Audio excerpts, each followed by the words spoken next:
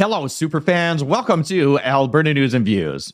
Check this out. From the Ottawa Citizen, Ottawa School Board can make graduation ceremonies more inclusive by allowing those who didn't pass to participate. At commencement ceremonies, students of all levels of achievement will be able to cross the stage with their peers. Canada. Our productivity in Canada, our engagement in the workforce is absolutely plummeting. It is plummeting.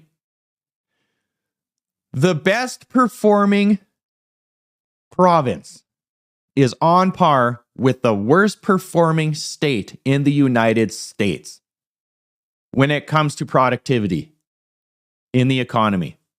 Canada is creating a dumbed down, spoiled brat, lazy society that knows no bounds when it comes to personal responsibility and consequence. They really don't. All you have to do is look at our drugs, our crime, and our homelessness. And I am going to show you what the graduation rate is as well. That is the real story with this. Check this out. Ottawa's largest school board is contemplating doing away with graduation ceremonies and instead opting for commencement ceremonies that will be based on equity, not students getting passing grades. Of course not. The shift is not just a change in language, according to the proposed changes put forth by the Ottawa Carleton District School Board. The main difference between a commencement ceremony and a graduation ceremony is that a commencement is more inclusive, because that's what everybody was asking for. Because the system we have right now just isn't inclusive enough, not even close.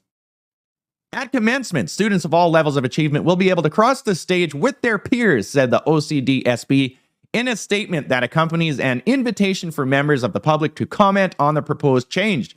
Quote, for a variety of reasons, students may not have completed all the requirements for a move on from secondary school. With this change, these students will be able to join their peers and celebrate their achievements. Oh man, I just love this part. Changes to the existing policy, which date back to 1998, would also mean changes to awards for students, recognizing a wide array of achievements and talent, not strictly academics. Awards will also be based, here it comes, on gender. Of course they are.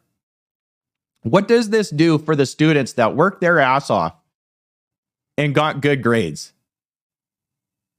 It's just like work. It is de-incentivizing. Hard work pays off.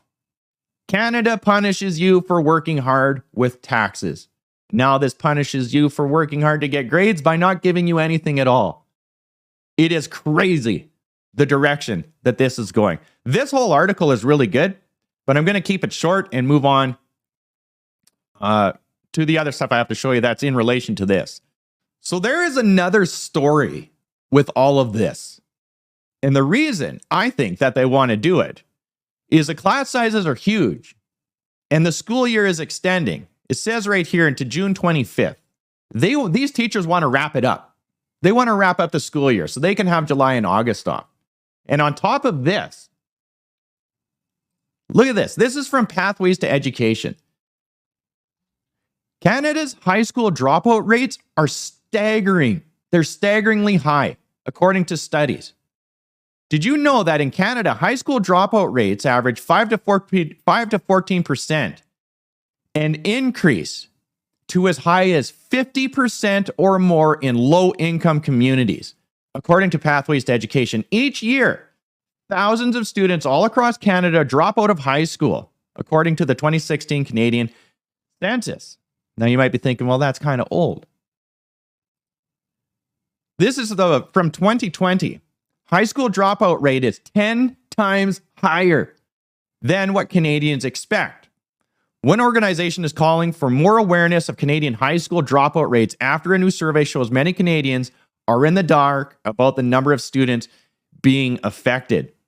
I looked it up and it is still this. In some communities, this number is as high as 50% of its residents. In low income, it is massive. Now, nearly half of adult Canadians struggle with literacy, And that's bad. It's terrible for the economy. This is 2021. So I'm trying to show you the trend. So when more and more people aren't graduating, the graduating class looks thinner and thinner and thinner. So what the schools are doing is they're changing the way that we have graduating classes so they still look successful. But all they are doing is just pushing people through, whether they pass or not, because it looks good.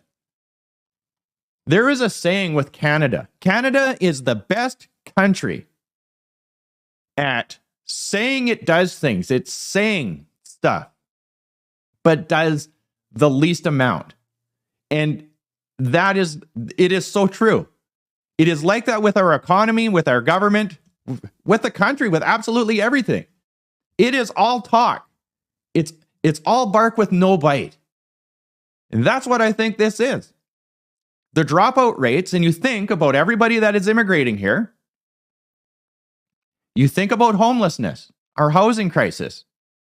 They are 50% more likely to drop out. Canada's literacy is horrendous. Absolutely horrendous.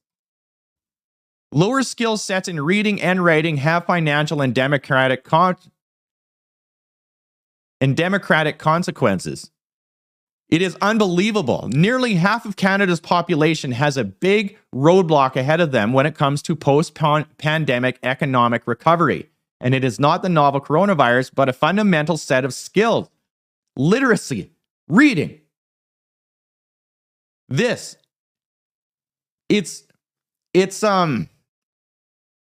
a tale of the times and a degrading of our society is what it is. So for all of you out there, and I'll leave this with you, what do you think the future is going to look like when Canadians are illiterate and they didn't finish high school? Seriously. You got to have the skills to pay the bills. It's that simple. Follow me on Substack and Spotify. All of you out there, like, share, and take care.